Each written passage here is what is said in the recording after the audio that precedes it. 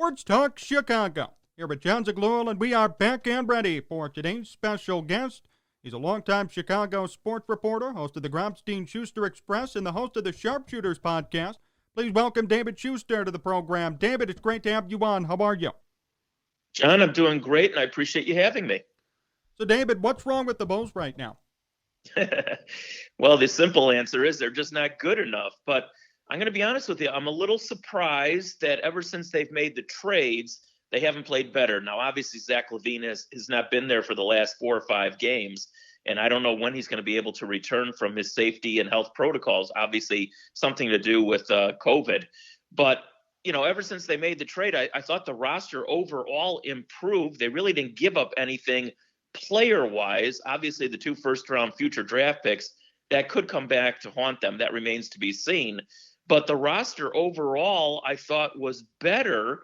I knew that initially they were going on that West Coast swing, and they probably wouldn't win many, if any, games on that, only because they had no practice time. And, to have new players, you got to at least have some practice time, if not some games under your belt, before you're able to get Vucevic in there and Tice and some of the other guys that they acquired.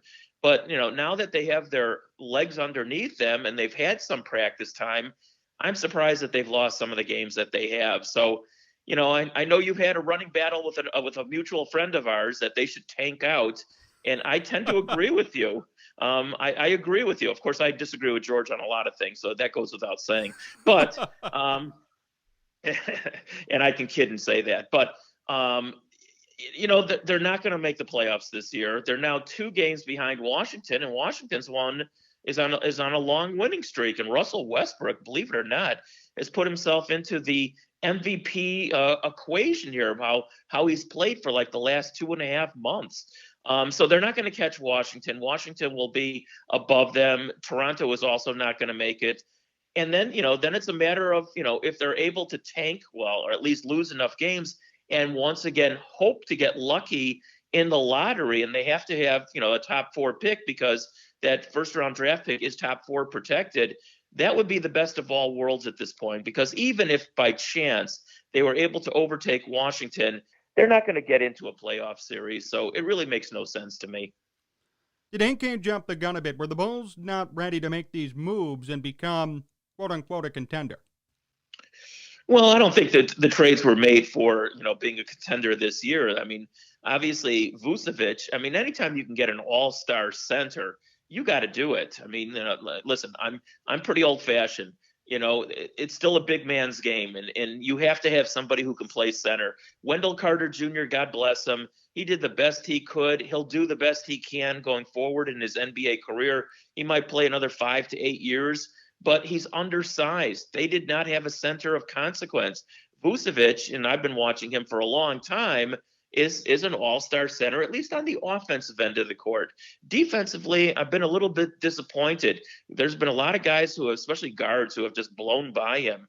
So I'm a little surprised by that. But again, anytime you're able to get an all-star center overall who can, start working with your fellow all-star and Zach LaVine, and now you all of a sudden you have that screen and roll, pick and roll offense that is almost instant with those 2 guys. You got to take a chance. And it was a chance that I thought was worth taking. But like I said, I'm a little surprised with all the additions that they've added that they have not played better overall. David Schuster here on Sports Talk Chicago. David, who on the roster right now, besides LaVine and Vucevic, would you keep moving forward? Well, Patrick Williams, obviously, because he was a high draft pick, although I'm going to be honest, I've been fairly disappointed with him now for like the last 6 weeks to 2 months. Early in the season, he showed you what he could do. He's still the second youngest player in the NBA, and you have to take that into account. He's got those big hands, something that Jerry Krause used to always love to talk about. And, he's strong. He's got a man's body already. He's only not, I think he's still 19, or he might have already turned 20. So, obviously his best days are still ahead of him. He's got a lot to work on, obviously, and he has to stop deferring to older players. I know that's part of his DNA. He did that even in his 1 year at Florida State. He came off the bench, and he was a freshman, obviously, last year at Florida State, and he deferred to the older players. And again, that's just part of his makeup. But you know what? Once you get to the NBA, the hell with ages. I mean, if you're good enough, listen, LeBron James came into the NBA at 18 years old, and he was dominating right off the bat. And, I'm not saying that Patrick Williams is ready to dominate anything, but he's got the talent to be a consistent NBA player. And I'm just disappointed that he defers as much as he does to his fellow veteran players, if you will. So he's obviously another one. After that, boy, you're going to keep Kobe White, but he's not a point guard, and he's certainly not a starting point guard. Kobe White will be in the NBA for a long time as a sixth man kind of guy. He's always been a scorer. He was, the leading high school scorer in North Carolina history, even more than Michael Jordan. So, I mean, the guy's got, scoring ability, obviously, but he's not a point guard. And again, once again, I'm old fashioned. I think you have to have somebody who is able to get everybody set up in the offense, and that's not what Kobe White is. So, he can be a Jamal Crawford. He can be a Lou Williams kind of player. He can be a Vinnie Johnson going even much further back, but he's not a starting point guard. Those are really, the building blocks of this team. Some of the other guys, maybe not. I mean, ultimately, you got to fill out a roster, but those are the four players that I think you build around. So no Lauri Markkanen. How shocking is that, considering how much hype was around him when the Bulls drafted him? Well, he's been a disappointment. I mean, there's no ifs, ands, or buts. And right now, he's going to cost you a lot of money, if you're able to retain him. Now, obviously, he gambled on himself, and so far it hasn't panned out because he's not even starting anymore. And now that he's coming off the bench, he's not, being very aggressive either, much like Patrick Williams. I think he's got the talent, but I just don't know about his motor or his heart overall. And since he's going to cost a lot of money, if you want to go out and spend the money, maybe, and I don't know how the cap situation is going to pan out. I'm not a capologist and I don't play one anywhere. But, if you're going to try and get Lonzo Ball, which I would try and do, I mean, he is a true point guard. I know there's some knocks against him for his shooting, but he got a lot better this season. And I think if you put him on a team with Vucevic and with Levine and maybe Patrick Williams and some other pieces that you'll have to add ultimately down the road, he's young and he can build with that squad. So the money that you would save on renouncing the rights to Markkanen, you can use for a guy like Lonzo Ball. So yeah, Markkanen, unfortunately, is a high draft pick that has not panned out the way anybody hoped, and I'm not going to keep him on my roster. If the Bulls execute and get Lonzo Ball and move forward with this plan, when will they be good, do you think? Well, it's not going to happen overnight. Nothing really does in the NBA unless you really get a superstar. Vucevic has got 2 more years left on his contract. Levine's got 2 years. They're talking about maybe extending at least Levine. You would hope, if not, knocking on you got to make the playoffs next year if you're making these kind of moves. You just have to. And let's face it, the Eastern Conference is not good. Take a look at the landscape. It's really not good. So whatever moves that they make, certainly what they made at the trading deadline and what they're hoping to make in the offseason, and maybe they get lucky with a high draft pick, if it's top 4 protected. They have to make the playoffs next year, and maybe within 2 years they can be a contender in the East. You got to take a look at the other teams in the Eastern Conference. I mean, Brooklyn obviously has got, the talent. Is Kevin Durant going to be around a long time? I mean, he seems to be breaking down left and right. Harden now has, missed a major stretch of this season now with the injuries that he had, although he was playing unbelievable basketball once he came over to Brooklyn. And Kyrie Irving is just an absolute flake, and sometimes a lot worse than being a flake. I mean, he might even be a cancer on top of being a flake. So, I mean, they're talented. Milwaukee's got the Greek freak, but, they underachieve. Philadelphia's got Joel Embiid. And sorry, Joel, you were the leading candidate at one time for the MVP, but I think you've lost your luster over the last couple of weeks. So I don't know, really, if you take a look at the landscape in the East, Boston has just been a major disappointment. Toronto has dropped like a rock in water. Forget Detroit. They're god awful. Orlando stinks on top of it. So, yeah, the Bulls, And kudos to the Knicks and kudos to Tom Thibodeau, who's probably going to be the coach of the year. But in the long run, they're not going to be a title contender because he'll burn them all out like he always does. So yeah, the Bulls have a chance to move up in a very weak conference. Within 2 years, they have to be considered a contender if they make the right moves going forward. David Schuster here on Sports Talk Chicago. David, what was your reaction to the Andy Dalton signing? I laughed, to be honest with you. It's. I mean, I hate to laugh at the Bears, but they give me the chuckles. I don't know how else to put it. Take a look at the money. I mean, Ryan Pace, when it's all said and done, you know what one of his legacies is going to be as the general manager of the Bears is that he pissed away so much of the organization's money on quarterbacks who are not going to get anything done.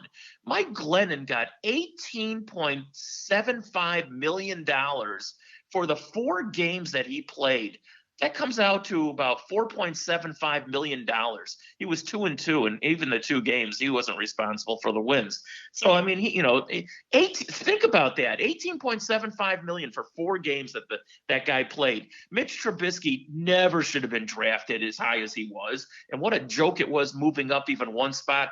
To even get him at number 2, much less number 3, that set the organization back years. And now they're giving Andy Dalton $10 million when Dink Dallas only paid him $1.5 last year. So, I mean, like I said, one of his legacies on top of everything else is going to be that he pissed away money for bad quarterbacks. Do you expect anything out of Dalton? I mean, once upon a time, he was a decent quarterback. Obviously, he got him to the playoffs. But you know what? If you took a look at how he performed in those playoff games, I mean, he was a clown.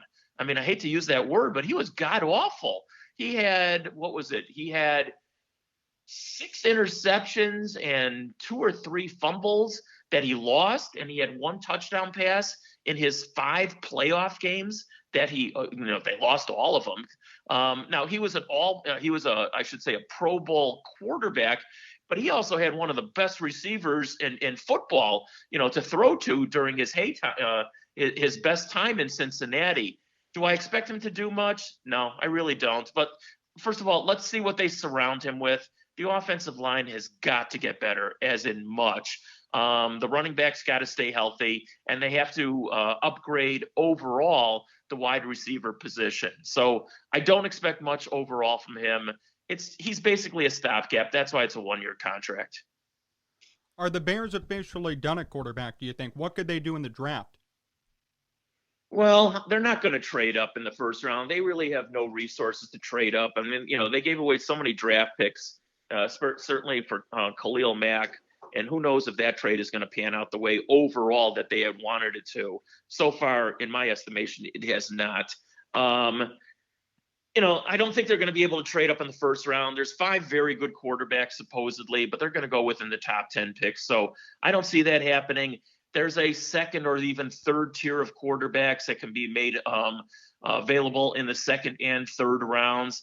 So I anticipate that they will. But then, you know what? Why were they protecting Tyler Bray all those weeks this past season? I mean, Tyler Bray, the great Tyler Bray. I mean, when are we going to see him? The answer, never. And yet they protected him. God knows why. So he's not the answer. I don't know who is, to be honest with you, John. I mean, I hate to keep making fun of the Bears, but they make fun of themselves. How likely is a Ryan Pace mistake? How likely is it? Yes. At least 50-50. I mean, that's sort of a cop-out answer, I do admit. I mean, because everything is 50-50. But, I mean, take a look. He's made some major mistakes. He's made some major mistakes in drafting. He's made some major mistakes in letting guys go, maybe even, trying to manage the cap overall. I mean, couldn't they have figured out long in advance of keeping an all-pro player like Kyle Fuller as opposed to allowing him to go, up north and probably intercept a few of Andy Dalton passes when the Bears play the Packers? I mean, that would be kismet, wouldn't it? Yes, it would. Do you think he should have been fired after the season? I always hate saying anybody should lose their job, but let me put it this way. If they don't make the playoffs this year, which I don't think they will, it's time to jettison him and maybe even his coach too. I don't really know, if the coach is sort of being hand checked by some of the decisions that the general manager has made in this instance. I'm not really sure about that, but yeah, if the Bears don't make the playoffs this upcoming season, yeah, I think it's time to move on.